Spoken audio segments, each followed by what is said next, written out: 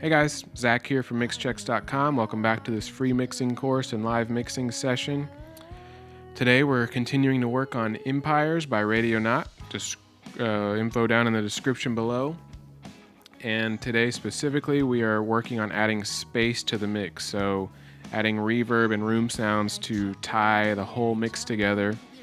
We are only using Logic's stock plugins, but the way I do this wouldn't really be that different than how I would do it if I did have access to third-party plugins, because I normally just use Space Designer from Logic and then I just choose an impulse response. So you can see more as we jump into this video, but let's go check it out. I know your heart is dark inside, but I am not afraid of the night. You run, you hide, you fall, you climb. Okay guys, adding space. So thankfully Logic's Space Designer is stock, but I'm not sure exactly which of the IRs in there are stock, so I'm going to just try and guess. I'm not trying to use different impulse responses that aren't stock, but I really don't know if all of them are normally there or if they've just been ones that I've had forever. I do know I have some that I've downloaded, like the Bricasti ones that I won't use because I know they're third party. But we're just going to go ahead and add a room sound that we can kind of glue all of the elements of our mix together with. So let's start with the snare. That's what I always like to start with whenever I want to hear the sound of a reverb. So we're just going to bus the snare to bus 6, and then we are going to add Space Designer, stereo,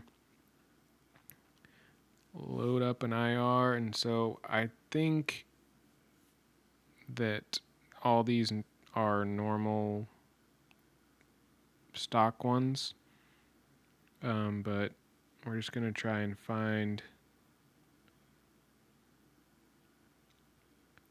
one that can be our room. So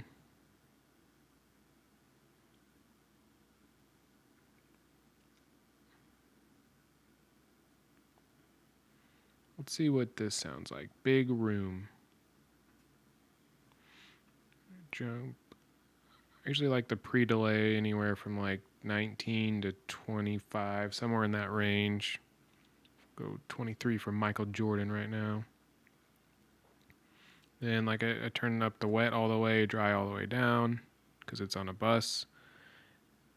And then one thing I like to do is EQ the low lows out of the reverb because I don't want any of those muddying up my mix, and the super highs, don't need those in my reverb. And I'll also cut out some of the 400, 500 right there. And this is just one thing that can really clean up a mix in terms of reverb. If you leave all these frequencies on your reverb, it can really just make everything be washed out and crazy, and that's why I do that. So let's see what this sounds like. Well, I need the snare to hit.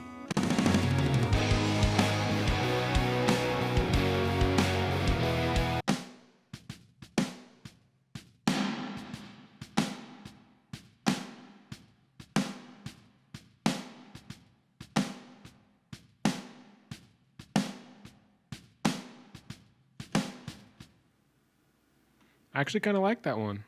It's rare that I like the first one that I pick, but I can go with this one for now. Doesn't mean we can't change it later.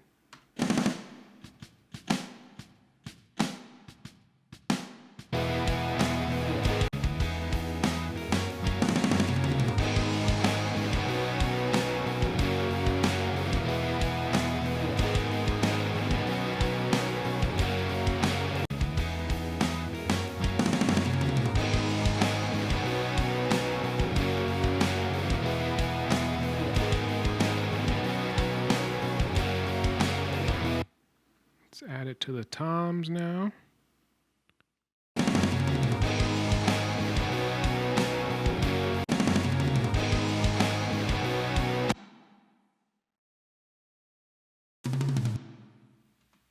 Cool.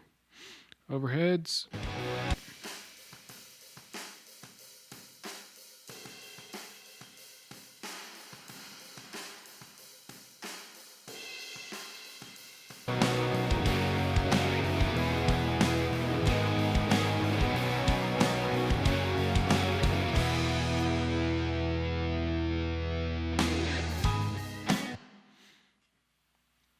Okay, and so I'm just going to put a touch of the bass crunch in there, not the actual bass.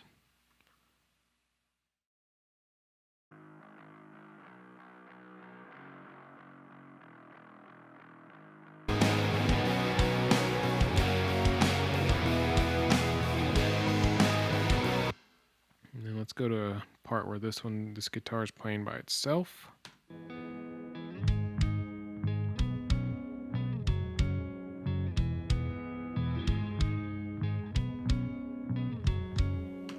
Just a little bit. You might not even notice that it's there, but it just kind of glues the whole mix together.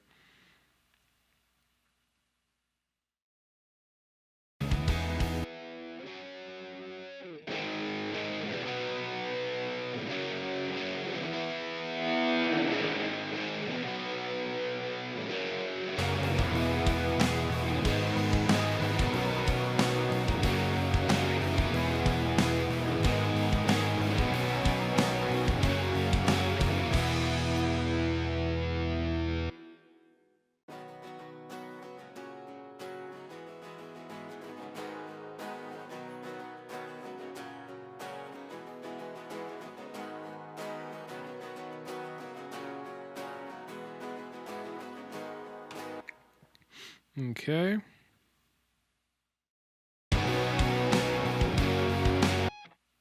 On this one, not afraid. Yep.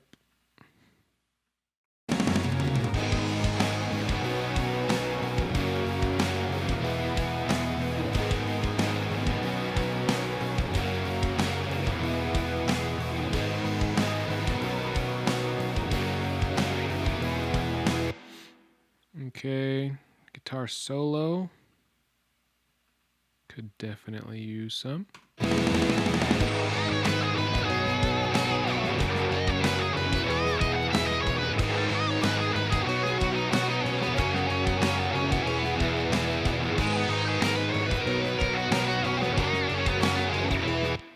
Okay, this is a reverb channel, but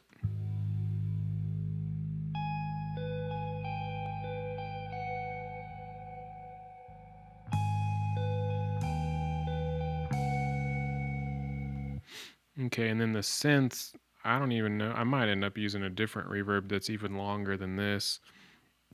Let's see.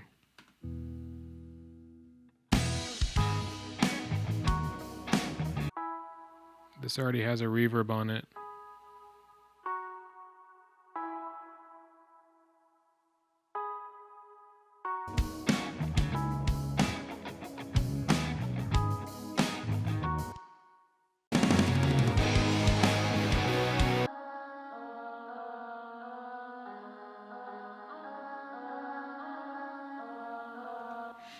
Yep. Okay, this one is super dry. Definitely could use some wettening up. Whoa. How is there even a score to this? Okay. It's audio.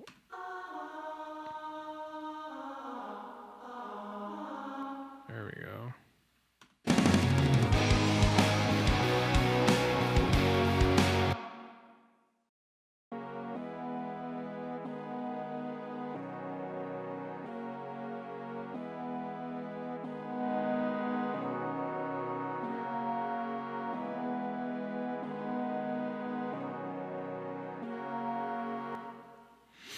Okay. We're almost there.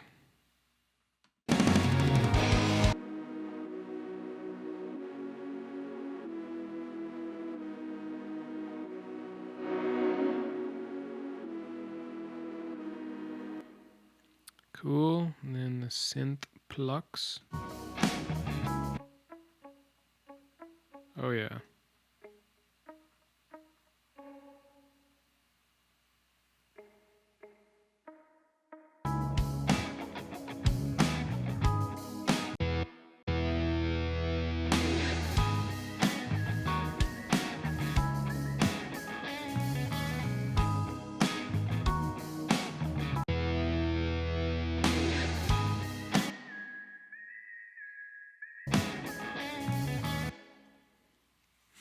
Okay, so now we got a nice overall room sound. Lots of things are playing together in the same room. Just kind of makes a mix more cohesive. Like I'll go and mute the reverb so you can hear the difference.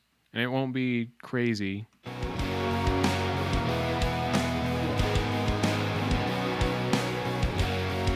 Okay, so there's muted.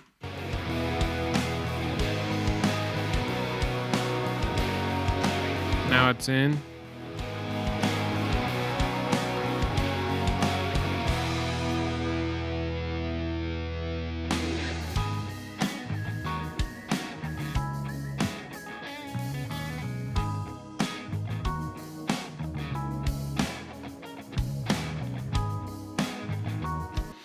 Kind of just adds a little nice flavor to the mix. So that is adding space to the mix, and it looks like next up is the vocals, and there's a good amount of vocal stuff going on here, so I'm sure we're gonna have a great time. I'll see you in the next video.